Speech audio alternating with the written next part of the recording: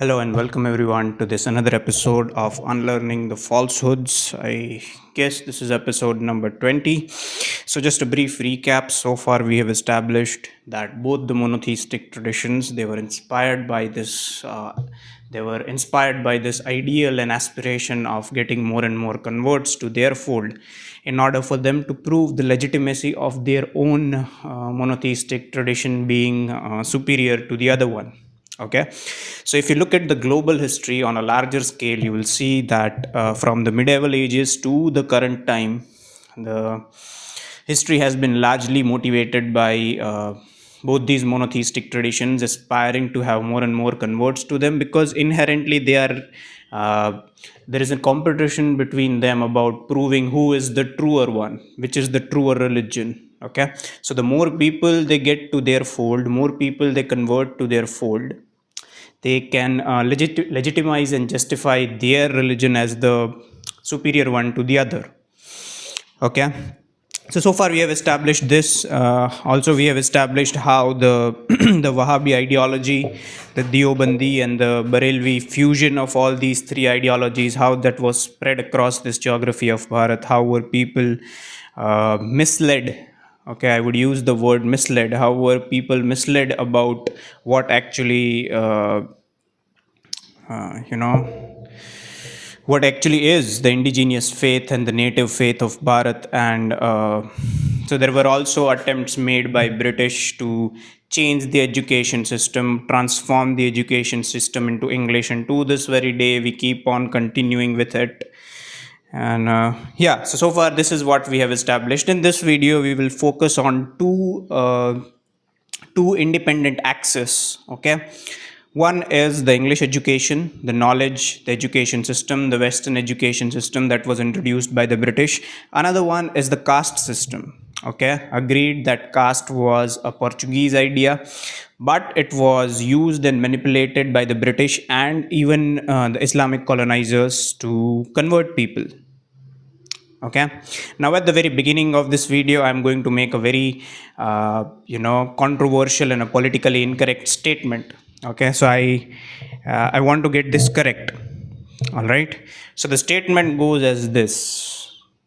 Okay, no native convert of Bharat, okay, no native convert of Bharat has willfully, no native convert of Bharat has willfully accepted either of the monotheistic traditions. They were coerced into it, they were forced into it, they were scared into it. Okay, if somebody has, proof about a certain population or a certain community in Bharat who has willingly accepted either of the monotheistic traditions, be it Christianity or be it Islam, I would very much encourage you to bring it to light, and maybe we can discuss, and maybe we can take this discussion forward from there onwards. But so far as I am concerned, and so far as the indigenous and native scholarship of this land is concerned, majority and almost all of the natives who right now are either have been converted to Christianity or Islam, they have done it forcefully. There has been no willing acceptance of either of the monotheistic tradition. Okay, on that note, moving forward,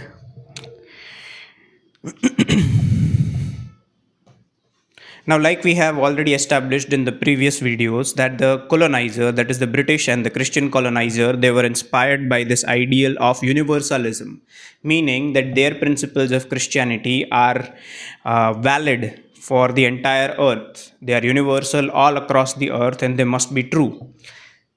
Okay, by that extension, by that logic, another people from the book, that is Muslims, they also believed the same thing. Okay, that since they were the people of the book, their principles too must be universal. Okay, we have also established that leaders such as Sayyid Ahmad Khan and all of his followers, they had been led into this fear that what if the British colonizer leaves Bharat? Okay, one fine day they already foresaw in their mind, and they already anticipated that the British colonizer would one day eventually leave. They cannot keep ruling over this colony forever. Okay, so they contemplated, what after the British leaves? Do we let the non-converted natives to rule over this land. We have already covered in the previous video how in one of the previous speeches, one of the speech that Sayyid Ahmad Khan gave, he talks about that the entire world history is devoid of any example of any foreign nation conquering any nation and letting them rule again. Okay, so yes, so they were led into this debate by Sayyid Ahmad Khan and all the followers and all the individuals who sprang up thereon afterwards based on his thoughts and based on his ideology. That what if the British leaves? Okay, eventually they were going to leave. They had figured this out. All right. So now the Muslim approach was twofold.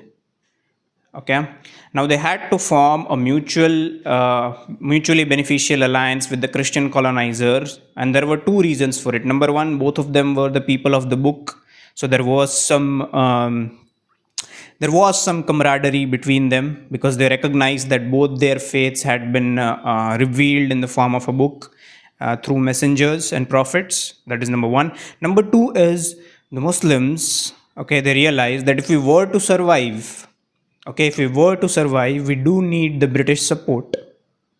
Okay, why do they need the British support? Because initially, when the education system was introduced by the British, okay, it was introduced in English, but leaders such as Barelvi and Dehlavi, they had kept the Muslim masses away from the English education, whereas the natives, the non-converted natives, had readily adopted it. So, in a few generations, in a few decades, the natives were very well versed in the language of English. They had learned their languages, they had learned their language, they had learned their mannerisms, and everything there was to learn about the British. Quite frankly, there is not much to learn from the British, but whatever there was, they learned it very quickly. Okay. Now, majority of the non-converted natives, they had occupied some superior positions in the employment. Okay, this raised the alarms in the elites of the Muslim community. All right, so if indeed there was supposed to be some freedom given to Bharat, and these were the peoples who had adopted the English language and learnt all their mannerisms and all there was, they'd stand some disadvantage. Okay, so they had to form this mutual alliance of convenience. All right, and this was also further used as a justification. There is also this fake narrative of the upper class non-converted natives deliberately and purposefully holding back the Muslim development and Muslim growth. Okay, but this is completely a fake narrative. There are multiple commissions post 1947 who have proved this beyond doubt. Okay, that there are indeed other factors at work as to why the Muslim community of Bharat has stayed backward. But more about them in the other videos on this channel. Right now we are going to focus on the education system. So now during the days of Sayyid Ahmad Khan, there were also other individuals. Sayyid Ahmad Khan and his work was mostly limited to the subcontinent of Bharat and revival of Islam in Bharat. Okay, but simultaneously and parallelly, they also have a separate history of Ottoman Empire in Istanbul, in Turkey. Okay, that was supposed to be the center, the caliphate of the Islam. So their history is also intertwined and connected with them. Okay, so there were a few individuals who traveled all across from Bharat to Makkah, and all the message was spread across all the parts of this subcontinent and also the parts of West Asia as well. So people now, they were also conscious of the fact that there is indeed something called pan-Islamism, meaning that the Muslims of Makkah and the Muslims of Bharat, okay, they are same. They should strictly adhere to similar principles, and there is this a sense of camaraderie, a sense of brotherhood between them. So now also the people of Bharat, they were conscious of the fact that there indeed they might be a minority in Bharat, but if you look at the entire subcontinent and parts of West Asia, there they do stand a chance because they were numerically superior if we step out of Bharat. So there was this also renewed vigor amongst the Muslim community, and there was this also some strength was provided by this idea that no, you guys are not alone. There are your own co-religionists and your own brethren who exist in Makkah. Okay, so this boosted their confidence. Now this gave them this idea that you know, they need to establish their authority and their domination over the subcontinent of Bharat. All right, because now they were aware of the fact that in the subcontinent itself, they might be a minority. But if you look at the entire subcontinent plus the West Asian part of the Caliphate and the Ottoman Empire, they do stand a chance. Okay, now this gave rise to the idea of a base camp. Meaning, for those of you who have been to hiking and trekking, there's this idea of base camp where you concentrate all your resources and then move forward to other checkposts. Okay, there is the idea of establishment of a separate country, meaning you need a base camp for Islam in Bharat, and that base camp in future was going to be known as Pakistan.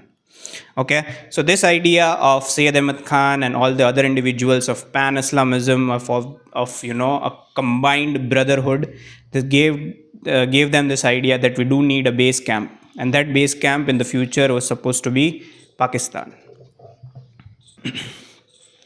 That's all for this part of the series of unlearning the falsehoods. There is also another initiative that we have started, is the rad files. Okay, if you look at our Instagram page, you will find something sort of a digital comic, you would like to say, that we like to point out things in a very in a very subtle manner, or rather sometimes in an uncertain manner. Okay, so check that out. There are a few posts on our Instagram page, and there are also some more posts on similar lines coming up, so do check that out. Okay, that's all for this part of the video. Thank you for watching.